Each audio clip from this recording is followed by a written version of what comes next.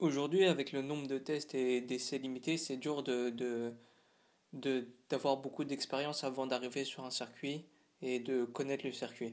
Alors oui, dernièrement, il y a comment ça s'appelle, il y a le sim racing qui est devenu bien polyvalent et qui sert à beaucoup de choses pour l'apprentissage des circuits et des voitures. Mais parfois, on peut ne pas trouver le circuit qu'on a, enfin, dont on a besoin. Donc, je vais t'apprendre quelques petites techniques pour apprendre un nouveau circuit rapidement et être vite compétitif. Donc, salut les gars, c'est Guillaume. Aujourd'hui, donc, on va parler de comment apprendre un nouveau circuit et comment être rapide, enfin, pas facilement, mais le plus rapidement possible.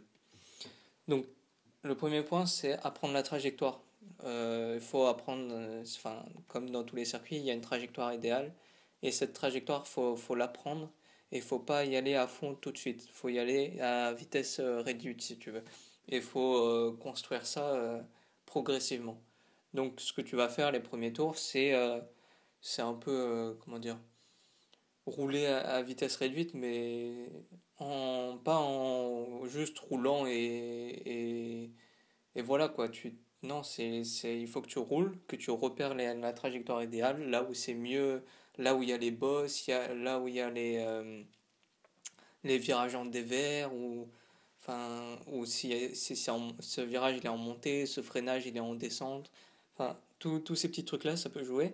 Et pendant que tu fais tes premiers tours, enfin, il faut que tu repères tout ça, que tu prennes en compte tout ça et que au fur et à mesure que tu progresses, enfin, tu prends de la vitesse, faut en prendre conscience. Euh, faut trouver cette trajectoire idéale jusqu'à ce que cette trajectoire elle devienne une habitude. Cette trajectoire, elle s'obtient pas comme ça. Faut la travailler en quelque sorte et voilà quoi. Enfin, tu peux pas arriver sur un circuit en sachant déjà tout alors que tu t'as jamais fait ce circuit. Après, enfin, que t'as jamais roulé sur ce circuit. Après, si t'as fait enfin, si tu t'es entraîné sur un simulateur avant, ça peut aider. Des fois, les circuits sont répliqués au laser, donc vraiment à quelques millimètres près, c'est les mêmes circuits. Et après, c'est pas forcément la même voiture. Toutes les voitures ne sont pas disponibles sur un simulateur. Donc ça peut changer le comportement de la voiture et tout ça. Donc ça c'est le premier point, c'est apprendre la trajectoire idéale. En fait, faut que tu la trouves en roulant à vitesse réduite. Ça veut pas dire que tu roules à 30 sur tout le circuit et tu fais le papy. Ça veut dire que tu roules pas à 100%, quoi. Tu peux rouler à 70, 80%, 90%, quoi, de ce que tu es capable. Et tu prends la trajectoire idéale, enfin, tu travailles cette trajectoire et tu vois quelle, euh, quelle partie peut être prise comme ça ou comme ça, tu vois. Donc voilà, il faut que ça devienne une habitude, que ça devienne subconscient. Faut que ça, pas que tu réfléchisses à prendre cette trajectoire. Faut que ce soit un programme qui s'implante dans ta tête. Donc le deuxième point, c'est l'adhérence limite. Une fois que tu as trouvé cette trajectoire, une fois que tu maîtrises cette trajectoire, il va falloir progressivement aller de plus en plus vite. Et pour ça, il y a plusieurs techniques. Après, ça dépend des pilotes. Elle est propre à chaque pilote. Il y en a qui préfèrent trouver des repères et, sur la piste ou à côté, genre les panneaux de freinage, les traces de pneus sur la piste ou les vibreurs et qui veulent des repères le plus vite possible. Comme ça, enfin, ils sont moins perdus et ils peuvent travailler le plus vite possible. Ça marche pour certains pilotes. Pour moi, ça marche. C'est, pour moi, ce que je fais, c'est trouver mes points de freinage à chaque virage et après, je peux travailler sur la trajectoire. Ça dépend. Il y en a qui préfèrent travailler sur la trajectoire avant, il y en a qui préfèrent travailler sur leur point de freinage, leur point comment ça s'appelle, les points où ils commencent à tourner. Enfin, voilà, chacun a sa technique différente.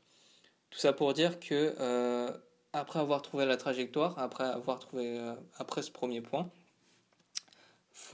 tu vas aller de plus en plus vite et tu vas tester l'adhérence au final. Donc en sortie de virage, tu vas accélérer de plus en plus tôt jusqu'à ce que tu sentes la limite. Donc la limite, ça veut dire quoi en sortie de virage? Ça veut dire quand ta voiture elle part en travers ou quand tu es obligé de lever le pied avant, enfin, pendant que tu sors du virage, tu manques de piste en fait. Tu n'as plus de piste et du coup tu es obligé de lever le pied et après tourner pour après réaccélérer.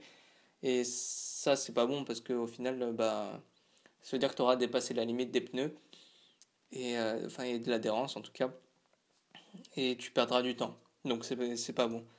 Euh, Faut tester l'adhérence limite en entrée de virage aussi, ça va être freiner de plus en plus fort et plus en plus tard, progressivement, jusqu'à sentir la limite là aussi.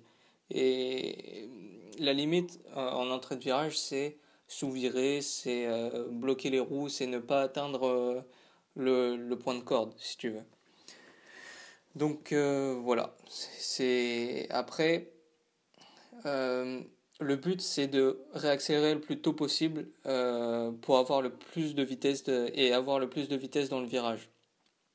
Si tu veux, euh, ce qu'il faut savoir c'est que il faut toujours privilégier la sortie de virage et pour ça, si tu n'y arrives pas en faisant comme tu fais, tu peux, enfin, il faut modifier sa technique, il faut altérer sa technique si tu veux. Ça veut dire, par exemple, si tu trouves que la limite est à la sortie de virage, par exemple, euh, tu accélères et puis ta voiture elle se met en travers hyper facilement et tout. Et, et ce qu'il faut faire en fait, c'est penser à accélérer, enfin réfléchir à accélérer plus progressivement pour voir comment la voiture se comporte. Et généralement, tu auras un meilleur comportement, la voiture sera bien plus stable et tu pourras sortir bien plus vite du virage en accélérant de manière très abrupte. C'est pareil pour les entrées de virage. Si tu freines très très fort et très tard, bah, tu vas sous-virer, tu vas sûrement bloquer les pneus. Et au final, bah, tu vas pas arriver à prendre le point de corde dans le virage et au final, tu vas perdre du temps. Donc, c'est ce qu'il faut, c'est, voilà, c'est ce qu'il faut se dire quand tu arrives dans un virage. Si tu n'arrives pas à faire comme il faudrait faire, si tu n'arrives pas à prendre le point de corde, si tu réaccélères trop tôt, si tu réaccélères trop fort, si tu freines trop tard, si tu freines trop fort, enfin, que des trucs comme ça. C'est pareil pour l'inverse, si tu freines trop tôt, si tu réaccélères trop tard ou des trucs comme ça. Ça part de sentir l'adhérence et voilà. Le but, en tout cas, c'est de réaccélérer le plus tôt et de pouvoir atteindre un maximum de vitesse dans le virage. Mais surtout, réaccélérer le plus tôt en sortie de virage, c'est le plus important. Donc voilà, c'est un peu, c'est tout ce qu'il faut savoir pour apprendre un nouveau circuit. C'est quelques techniques comme ça. Ouais, et j'espère que ça t'a aidé. Donc voilà. On se dit à plus pour le prochain podcast. C'était Guillaume. Salut.